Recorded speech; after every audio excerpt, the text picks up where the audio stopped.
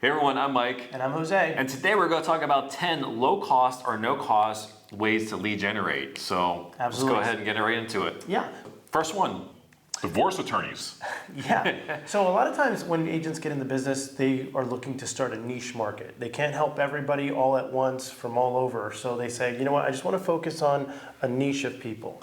And an easy way to do that is to partner up with like a local attorney who specializes or focuses on the type of business that Divorce or probate. Probate's another good one. Probate, so for instance, probate, you mentioned probate, that's somebody passed away and now their house goes to their estate or their next of kin, and usually there's a probate process that takes several months.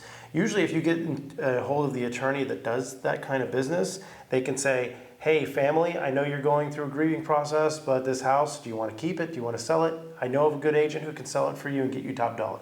Yeah. That's really good. Divorce? It's like divorce, yeah. These are things where people are motivated to sell houses. So, someone dies, someone gets divorced. Obviously, if they're divorced, they typically have to sell the house unless one of the spouses can actually afford the mortgage payment, and then may stay there. Try to build relationships with attorneys. If you don't have to go for the very big dog attorneys in your area, I would start for the medium to low level attorneys that'll actually take your call and be willing to meet with you. So second one, be the mayor of your neighborhood. Yeah, you guys don't have to look far when it comes to generating business and real estate. Like you live in a neighborhood, you have neighbors, start working on your next door neighbors. Go walk around the neighborhood, be interactive, talk to your neighbors. People don't do that. So if you remember back in the day in the 1950s when you're watching Leave It to Beaver, somebody new moved into the neighborhood, the whole neighborhood would come, introduce themselves, bring baked goods, apple pies, those were the good old days. Nowadays, most homeowners, they don't even know their next door neighbor. You just have to be the guy or the girl in the neighborhood. So for instance, if anybody's thinking about buying, selling, investing, any of that, the first person they should think of is, hey, you know what, our neighbor so-and-so happens to be a realtor. And I'm telling you guys, you can get tons of business by just being part of your HOA. Even if you don't want to get political with your HOA, you could still be part of the welcoming committee or the social committee, and you're in charge of planning events for your neighborhood, setting up the Christmas lights, Christmas party, or 4th of July party for the neighborhood. It's really good. You can get involved. And a lot of times as a realtor, you could say, hey, we want to do this. And as a realtor, I'd love to sponsor this hot dog cart or snow cones for the kids or a bounce house. And a lot of times it just kind of, it brings you closer to your neighbors in your neighborhood. And you know what?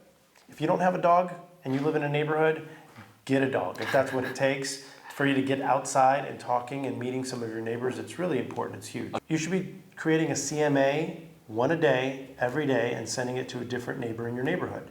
Saying, hello neighbor, I figured you could use this information. Here's how your investment is performing since you purchased it. I think you'll be pleased to see what you find.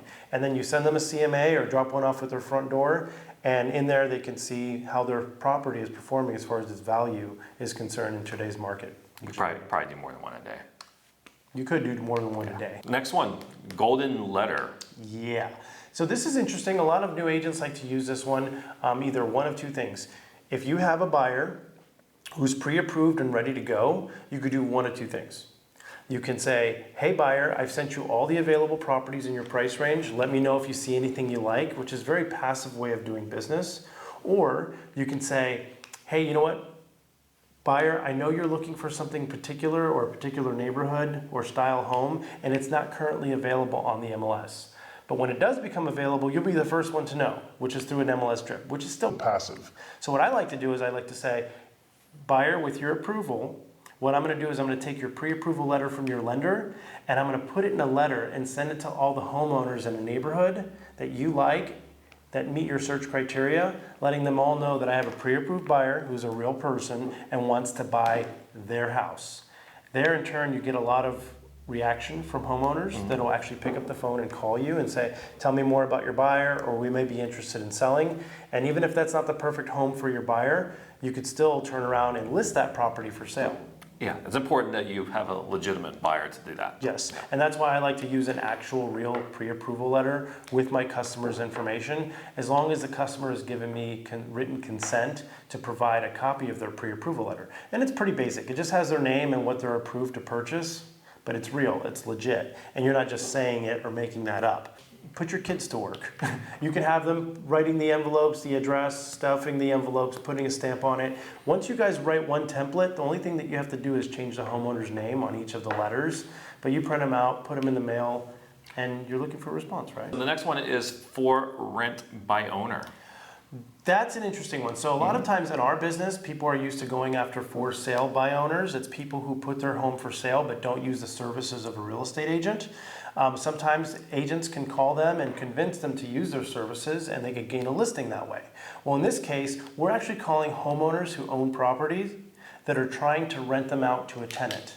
Now, in some places, the rental market's fantastic. In some others, the rental market's not as great as they'd like it to be. Or they're just frustrated with dealing with rentals. Or they're frustrated dealing with renters. I mean, it happens. Yeah. So what I recommend you guys do is find homes that are for rent, that homeowners are trying to rent out themselves to find a renter. You call them and just say, Hey, I want to introduce myself. I'm a real estate agent. I know you have your house for rent, but have you considered selling? or what would be the magic number that you would actually sell this rental for, instead of continuing to deal with the renter year in, year out, and all the problems and headaches that come along with that. Because it could be someone that's already rented. It doesn't have to be actually for rent right now. You can find homes that they have absentee ownership, meaning that the address in the system is a different state. And you can contact them as well. They might already have a renter in there, but they may still be interested in selling because it's not their primary residence. Yeah, and the great thing about these is not a lot of agents are calling these homeowners, so they're welcome to have a chat with you and talk to you. And it's simply, Hey, I see you own a home in this neighborhood. You live in Las Vegas. You're probably renting it out, or it's a second home. I don't know if you thought about it, but would you be interested in possibly selling your home for the right price? Next one is videos. That's something that's close to me. Yeah. That's what we're doing right now. Yeah. so remember guys, when you do a video, for one, it's free. And when you post it to YouTube or you post it to your Instagram or Facebook or any type of social media, you're filming and posting it, and it costs you nothing. But what it is essentially is it's a commercial to advertise to the public and also inform the public about real estate in general. Yeah. And our commercial is we are at Preferred Real Estate Brokers, and if you're in Central Florida looking to get your real estate license or wanting to switch your real estate license, come and check us out. Nice plug. There we go. But videos are huge. There are some costs to it sometimes if you need someone to edit it for you, but you can just start off with just getting your phone out and just talking about it and posting it and just literally do that. But then later on you might need to get a laptop, software, maybe even hire a video editor or someone to film you. But you can also make money on video, not just by selling houses. There's some platforms that will pay you ad revenue for video as well. And we have, I think, 4 paid channels on YouTube. So there's a way to make money there too. If you're thinking about doing a video, just do it. Next one, note cards. This is an old school thing here. Yeah, I mean, this is old school, but the thing is, this is tried and true, and works. it's the most effective when you're dealing with customers or your sphere or people you've met or people you've come across.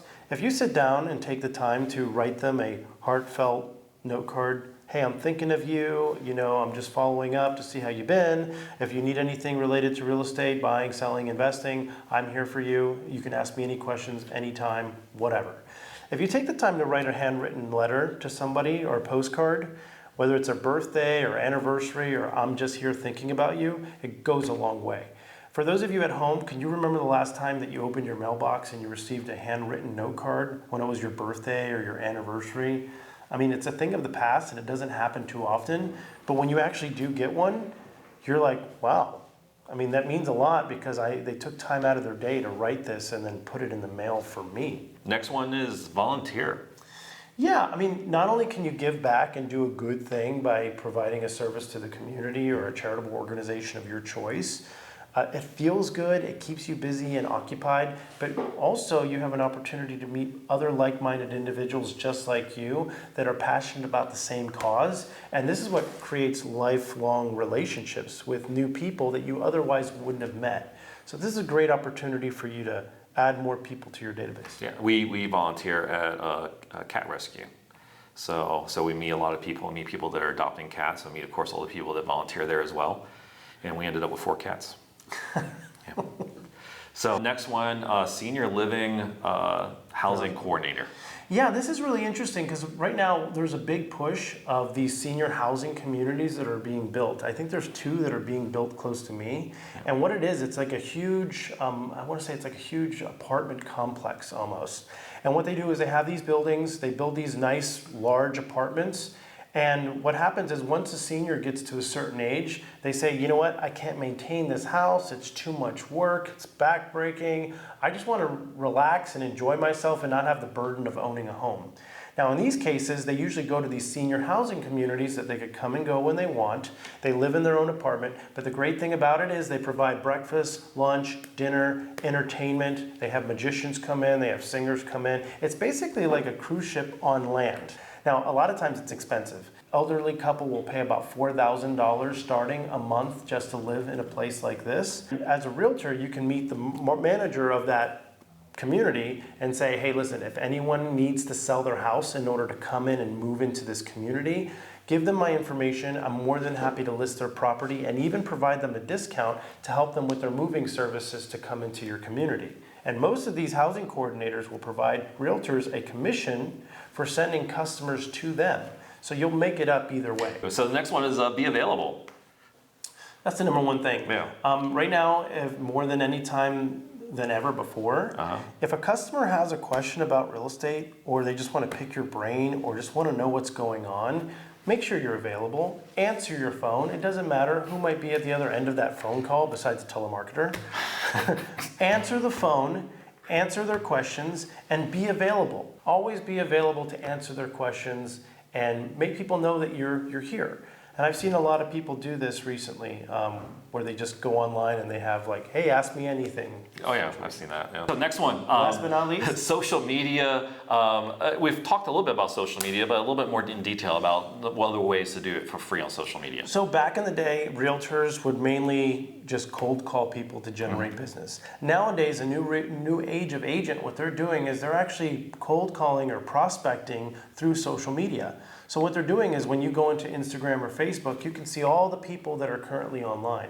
So it's a great opportunity to say, listen, if they're online surfing this social media application that I'm using, they probably have time to talk to me.